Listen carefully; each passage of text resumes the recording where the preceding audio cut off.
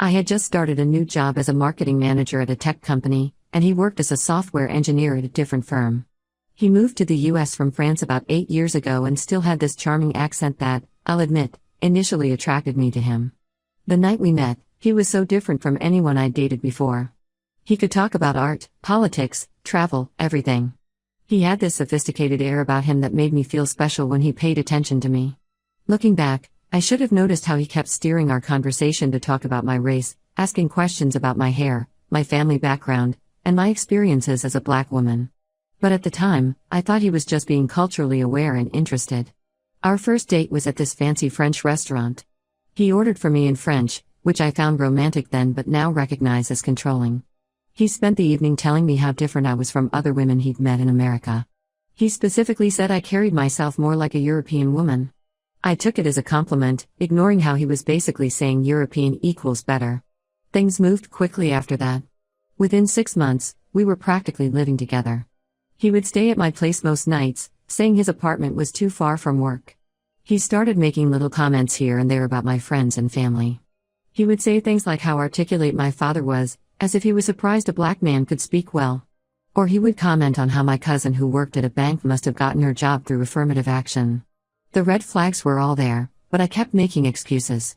When we'd watch movies, he'd complain if there were too many minority actors, saying Hollywood was just trying to be woke. If I called him out, he'd say I was being too sensitive and that in France, people could take jokes about race. The incidents kept piling up. Once, we were at a mall and a group of black teenagers were being loud and having fun. Bruce grabbed my arm and said we should leave because they looked dangerous. When I confronted him, he said he was just being protective and that statistics supported his concerns. Things got worse in our second year together. We were at our favorite restaurant when our server, a Muslim woman in a hijab, took our order. After she left, Bruce started muttering under his breath about how they were taking over and should go back to their country. I was shocked and called him out right there. He tried to laugh it off, saying it was just a joke and that I didn't understand European humor. The real breaking point started building when my cousin got accepted into medical school. She had worked incredibly hard, maintained a 4.0 GPA, and done extensive research work. At her celebration dinner, Bruce had the audacity to say, loud enough for everyone to hear, that medical schools were really lowering their standards these days for diversity. My entire family went silent. I was mortified. After that dinner, we had a huge fight about moving in together officially.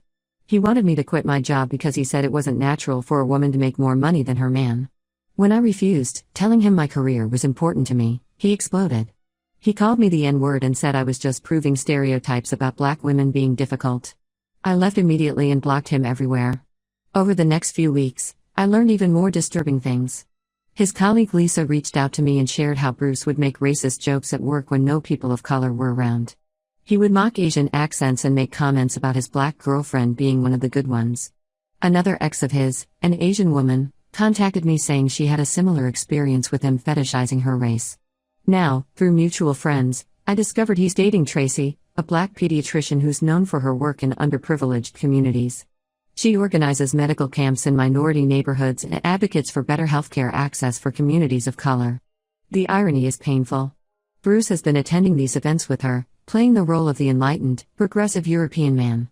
Last week, our mutual friend Sarah showed me their engagement announcement on Facebook. The ring in the photo is the exact same one he proposed to me with, which I returned when we broke up. It makes me sick thinking about how he's probably making the same comments about her being different from other black women, all while secretly despising her race.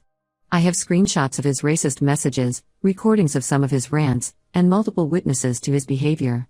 Part of me feels morally obligated to warn Tracy about what she's getting into. She's dedicated her life to helping minority communities, and she's about to marry someone who thinks her people are inherently inferior. But another part of me worries about how this will look. Will I just come across as the bitter ex trying to ruin his new relationship? Tracy and Bruce have been together for 6 months, and he's obviously playing his role perfectly.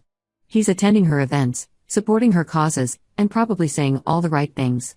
It took almost 2 years before he showed his true colors with me.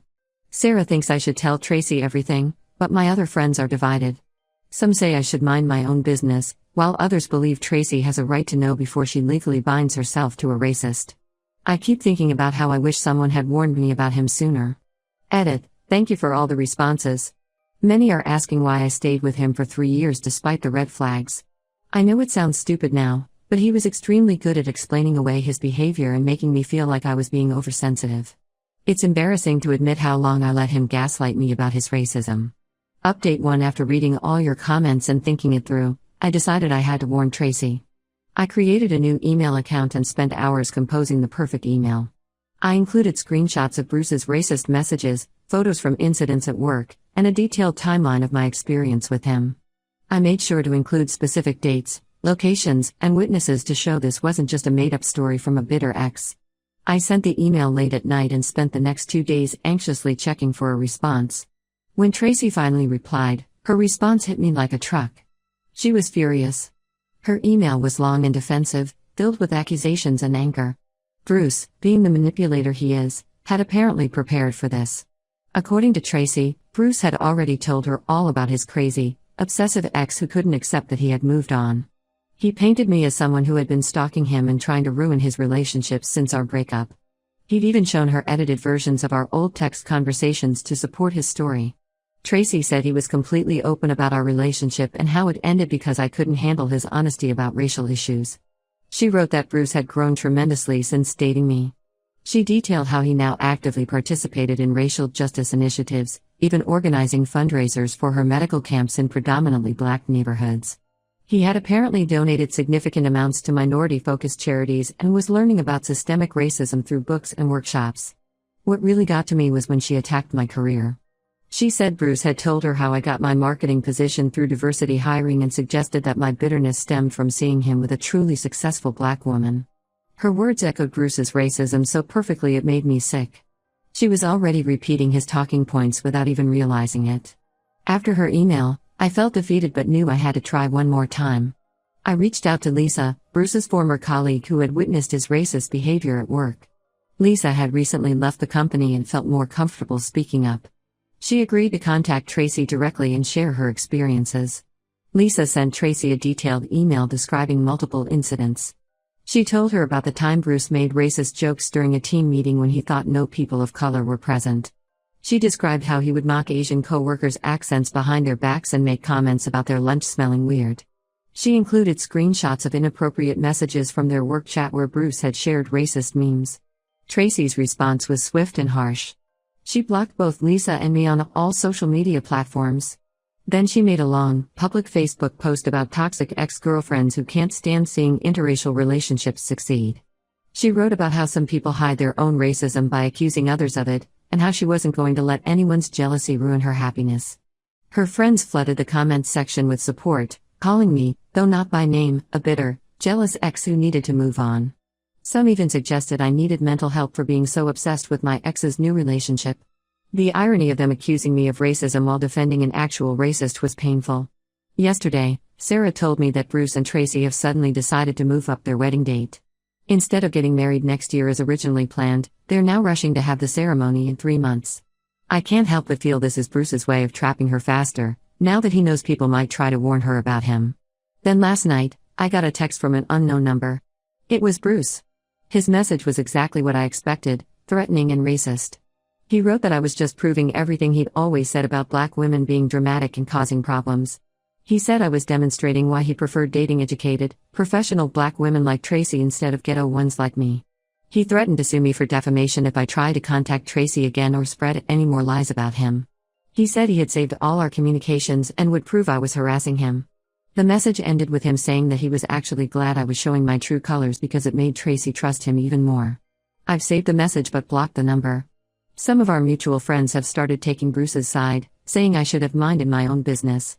Even Sarah, who initially supported my decision to warn Tracy, is now questioning whether I did the right thing. I feel completely defeated. I tried to help another black woman avoid the pain and humiliation I went through, but instead, I've probably just pushed her further into his arms. Bruce has managed to twist everything around to make himself look like the victim, just like he always does. At this point, all I can do is step back and hope Tracy figures out the truth before it's too late. I just hope she doesn't have to experience the same racism and emotional abuse I did to learn who Bruce really is. Edit. Thanks for all the supportive messages. To those asking why I didn't go to HR about his workplace behavior, he was very careful to only make these comments when it couldn't be proven. Classic manipulator behavior. Update 2 last week started with an unexpected call from Tracy. It was late in the evening, and her voice was shaking when she asked if we could meet. She said she needed to talk about Bruce, but didn't want to do it over the phone. We agreed to meet at a small cafe on the other side of town, far from Bruce's usual spots. When I saw Tracy at the cafe, she looked exhausted. The first thing she did was apologize to me. She said she felt horrible about how she had responded to my warning. Then she started telling me what had been happening since our last interaction. It all started at a family dinner 3 weeks ago. Tracy's younger brother, who is heavily involved in social justice activism, was discussing the Black Lives Matter movement and recent police brutality cases. Bruce, who usually played along with these conversations, started getting visibly agitated. When her brother asked his opinion about a recent incident, Bruce snapped. He said people needed to stop playing the race card for attention and that police wouldn't have problems with communities that behaved properly. Tracy said she initially defended him, making excuses about him being stressed at work. But that dinner opened her eyes to other things. During her medical camp's fundraiser the following week, he made several problematic comments. When a mother of 3 talked about struggling to access healthcare, Bruce loudly commented about how these communities need to stop expecting handouts and start taking responsibility for themselves. The real turning point came last weekend. Tracy was cleaning their apartment while Bruce was at the gym. She found his old phone in a drawer and noticed it still turned on. While moving it, she accidentally opened his WhatsApp chat with his friend Jean in France. The messages were all in English because Jean was practicing the language, which is why she could read them. What she found made her physically sick. The chat was full of racist jokes and degrading comments about both me and her.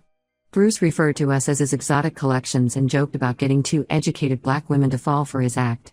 He called us his social experiments and made disgusting comments about how he'd never actually have mixed-race children because he wouldn't want to dilute his bloodline. Tracy showed me some of the messages on her phone. There was one where he bragged about how he was using my failed warning to strengthen his position with her. He called both of us stupid for falling for his progressive act. Another message talked about how dating successful black women made him look good at work and helped him deflect accusations of racism. When she confronted Bruce with the messages, he went through his entire manipulation playbook. First, he tried to claim the messages were fake. Then he cried and apologized, swearing he would get therapy and change. When that didn't work, he became aggressive, calling her racial slurs and saying she was proving every stereotype about black women. She recorded some of his rants on her phone. Now Bruce is on a campaign to salvage his reputation. He's telling everyone that Tracy and I conspired to destroy him because we're jealous of his success. He's playing up his immigrant status, claiming he's being targeted for being French and not understanding American culture. His family in France has joined in, posting long rants on Facebook about reverse racism and how American women are too sensitive. Some people are actually believing him. A few of our mutual friends have taken his side, saying we're being too harsh and that everyone makes mistakes. His company is officially investigating the situation, but he's already telling people he's the victim of a witch hunt. Tracy asked if we could get dinner next week. She said she needs someone who understands what she went through, not just the racism, but the gaslighting and manipulation that came with it. I agreed to meet her. Despite everything Bruce put us through, maybe something good can come from this if we support each other. I feel relieved that Tracy discovered the truth before getting married, but I'm angry that Bruce is still out there, probably looking for his next victim. At least now there are 2 of us who can warn others about who he really is. Edit: some people are asking about legal action. Both Tracy and I are documenting everything, just in case his behavior escalates. Final update: these past few months have been quite a journey. Tracy and I have been meeting regularly, usually twice a week for coffee or dinner. What started as shared trauma has evolved into a genuine friendship. We discovered we have similar tastes in music, both love hiking, and share the same dark sense of humor. It's strange how something good came from such an ugly situation.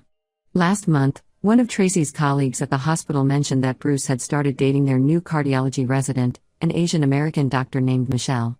When Tracy heard about this, she didn't hesitate. She immediately went to Michelle with our evidence, the recordings of Bruce's racist rants, screenshots of his messages with Jean, and our documented experiences. This time, the warning worked. Michelle ended things with Bruce the same day. Bruce completely lost control after that. He posted a long, racist rant on Facebook about how minority women in America were conspiring against European men. He used several slurs and went on about racial superiority. His mask finally slipped completely. The post circulated quickly in our social circles before he could delete it. His company's HR department saw the post. They suspended him immediately pending an investigation. After his suspension, more people started coming forward. Lisa wasn't the only one who had witnessed his racist behavior at work. Several colleagues shared stories about his inappropriate comments and jokes. 2 other women of color he had briefly dated also reached out to share similar experiences. His family in France is still defending him. His sister posted a long rant about how American cancel culture is causing him mental health issues. His mother keeps sending aggressive messages to Tracy and me, blaming us for ruining her son's life. We've blocked them all. Most of our mutual friends have finally seen Bruce for who he really is. Sarah organized a group of friends to help us document all the evidence of his behavior. She created a detailed timeline of incidents that showed his pattern of targeting and fetishizing women of color. Even people who initially defended him have apologized to us. Tracy and I decided to turn this experience into something meaningful. We started a small support group for women who've dealt with racial fetishization in relationships. We meet monthly at a local community center, and the group has grown to 15 regular members. It's been eye-opening to see how common this issue is. As for Bruce, we heard he's planning to move back to France. His company finished their investigation and terminated him. He couldn't find another job locally after his racist rant went viral in the tech community. Tracy returned his ring last week, the same one he'd used to propose to both of us. We're planning to sell it and donate the money to the medical camp where Tracy works. Looking back, I'm glad I decided to warn Tracy, even though it initially backfired. She told me that even when she was angrily responding to my email, a small part of her started paying more attention to Bruce's behavior. She said my warning planted a seed of awareness that helped her recognize the red flags when they started appearing. Next month, Tracy and I are going on a hiking trip together. It's nice to have something positive come out of this mess. We've both grown stronger from this experience, and more importantly, we've helped prevent other women from falling into Bruce's trap. To anyone in a similar situation, speak up. You might not be believed at first, but telling the truth is always worth it in the end. Edit. Thanks for all the awards and support. For those asking, yes, we got security cameras installed, just in case.